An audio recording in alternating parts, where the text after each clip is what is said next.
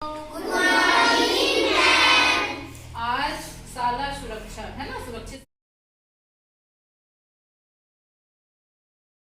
शनिवार। हर शनिवार को करते हैं सुरक्षित शनिवार। मुख्यमंत्री शाला सुरक्षा के तहत हम लोग आज शनिवार की जो गतिविधि है वो आज का हमारा विषय है बाल अधिकार। क्या है? बाल अधिकार। क्या होता है बाल अधिकार, कोई जानते हैं? बाल मतलब होता है जो आप लोग हो, है ना, छोटे बच्चे। तो छोटे बच्चों को क्या क्या अधिकार है उसके बारे में हम आज जानेंगे। तो आप लोग बता सकते हैं आप लोग को कौन कौन सा अधिकार है?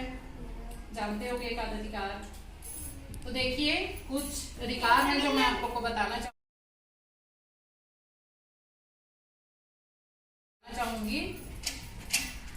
कुछ अधिकार है जो मैं आप लोग को बताना चाहूंगी। सबसे पहले है विकास का अधिकार। क्या है? विकास का अधिकार। अब विकास का अधिकार मतलब क्या है? विकास तो हम पैदा होते हैं, अपने आप बढ़ जाते हैं, हो जाता है हमारा विकास, है ना।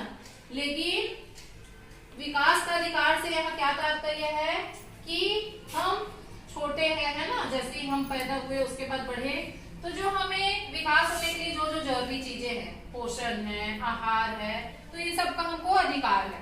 ठीक है, स्कूल में देखो मध्याह्न भोजन भी चल रहा है ना। ठीक है, पोषण आहार, तो ये क्या है, विकास में मदद करता है। तो बाल अधिकार में एक हमारा अधिकार है विकास का अधिकार। फिर हम सुरक्षा के अधिकार पे चर्चा करते हैं। क्या होता है सुरक्षा? आप लोग को कौन कौन से सुरक्षा की जरूरत पड़ती है बताओ तो। किस किस चीज से सुरक्षा की जरूरत पड़ती है बताओ।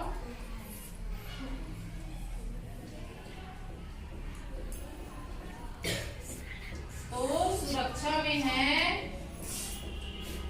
जैसे बाल विवाह है ना। बाल विवाह मतलब क्या होता है? उम्र से पहले विवाह। लड़कियों की उम्र 18 वर्ष निर्धारित है और लड़कों के विवाह की उम्र 21 वर्ष है। लेकिन अगर उससे पहले अगर विवाह किया जाता है तो उसको बाल विवाह बोला जाता है ना। तो कानून बना है बच्चों की सुरक्षा के लिए कि लड़कियों का 18 और लड़कों का 21 वर्ष से पहले विवाह नहीं होगा।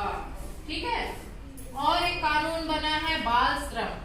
बाल श्रम क्या होता है? देखना होटल में, रेस्टोरेंट में बहुत जगह छोटे छोटे बच्चों से काम करवाया जाता है ना, देखे हो ना। तो ये बाल श्रम वही है जिसमें 14 वर्ष से कम, कितने साल से? 14 वर्ष से कम। हाँ, बच्चों को कहीं भी काम में नहीं रखना है, काम नहीं करवाना है। ठीक है, तो ये भी हमारा अधिकार है सुरक्षा का कि हमको बाल श्रम से बचना है। न खुद करना है न किसी और को करने देना है। आप लोग भी कहीं काम नहीं करोगे, है ना, और कोई दूसरा कर रहा है तो उसके लिए जो गांव के मुखिया है, घर के मुखिया है, उनको बता के उसको फिर सुरक्षा दिलवाएंगे। ठीक है, उसी तरह हमारा आता है विचार अभिव्यक्ति का अधिकार। अब विचार अभिव्यक्ति क्या होता है? बहुत सी चीजें ऐसी होती है जो हमारे मन में चलते रहता है विचार, लेकिन हम उसको किसी के सामने बोल नहीं पाते, है ना। तो हमको यह अधिकार है कि हम अपने मन की बातों को, अपने विचारों को अभिव्यक्त कर सके सही जगह में। ठीक है, उसके बाद शोषण के खिलाफ आवाज उठाना, ये सबसे जरूरी चीज है। इसके लिए पॉक्सो एक्ट भी बना हुआ है, उधर रखा हुआ है ना बक्सा जिसमें आप लोग डालते हैं कोई चीज। तो शोषण के विरुद्ध, शोषण के विरुद्ध मतलब क्या समझे? जैसे घर में ही है ना, और घर में अगर कोई ज्यादा मारपीट कर रहा है घर में, वो भी एक प्रकार का शोषण है, मारना पीटना। स्कूल में अगर शिक्षक ज्यादा मार रहे हैं, है ना, वैसे शिक्षक मारते तो नहीं है, लेकिन कभी कभी अगर कोई टीचर अगर मार रहा है तो आप उसके खिलाफ अपना आवाज उठा सकते हैं। ठीक है, और कभी कभी क्या होता है, कोई पड़ोसी है या घर के ही कोई है, कभी कभी कुछ गलत कमेंट भी कर देते हैं, है ना, छोटे बच्चों के साथ। तो ये सब शोषण है, उसके खिलाफ हमें आवाज उठाना चाहिए। ठीक है, और तो ये इस तरह की बहुत सारी चीजें आप लोग को ना अधिकार में मिली हुई है। तो ये सब अधिकार है जिसके खिलाफ आप लोग आवाज उठा सकते हैं। तो अपने अधिकार के लिए आवाज उठाएंगे।